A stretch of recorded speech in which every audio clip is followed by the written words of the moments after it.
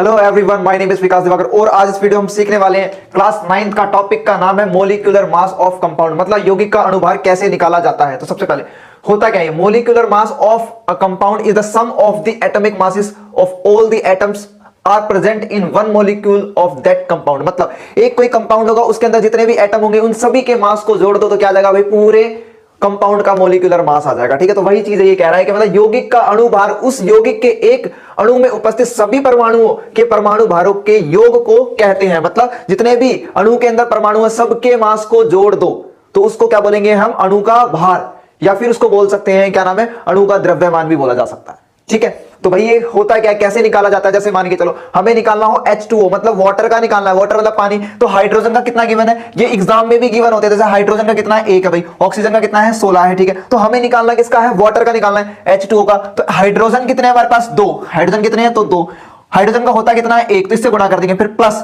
जब भी other element आएगा तो लगाएंगे प्लस। ठीक है, ऑक्सीजन का कितना होता है, 16, फिर गुणा करो, 2 एकम 2। ठीक है, फिर प्लस 16, 2 और 16 कितने हो गए, 18। तो इसका जो आ जाएगा ओवरऑल वो कितना आएगा, 18U आएगा। कितना आएगा, 18U, मतलब इसका आ जाएगा 18 आंसर। ठीक है, अच्छा अगली स्लाइड में सीखो एक बार इन सभी का कैसे निकालते हैं। जैसे समझो एक बार, तो कार्बन कुछ नहीं है तो कितना है, 1। ठीक है, तो कार्बन का कितना होता है, कार्बन का कितना होता है, 12, तो यहां लिखेंगे 12। अदर एलिमेंट आता है प्लस का निशान। ठीक है, ऑक्सीजन है कितने, 2, मल्टीप्लस ऑक्सीजन का कितना है, 16 गुणा, तो 12 प्लस 16 दूनी 32, जोड़ दो इनको, यह आ जाएगा 44U, डन। ठीक है, मैग्नीशियम का कितना होता है, मैग्नीशियम का 24। ठीक है, फिर प्लस अदर एलिमेंट आते क्या लगाएंगे प्लस, ऑक्सीजन का कितना होता है, 16, जोड़ दो एक बार, कितना हो गया भाई ये क्या नाम है, 30 40, तो कितना आ जाएगा 40U। ठीक है, हमें निकालना है कैल्शियम सल्फेट का। तो कैल्शियम कितना है, 1 है, सल्फर कितना है, 1 है, ऑक्सीजन कितने हैं, 4, कैल्शियम का कितना होता है भैया, 40। ठीक है, अदर एलिमेंट आ गया भैया सल्फर, सल्फर का कितना है, 32, इसको जोड़ दो प्लस, अगला एलिमेंट क्या है, ऑक्सीजन, ऑक्सीजन कितने हैं, 4, तो मल्टीप्लाई कर देंगे तो ऑक्सीजन का होता है कितना है, चेक करो, 16, क्या 16।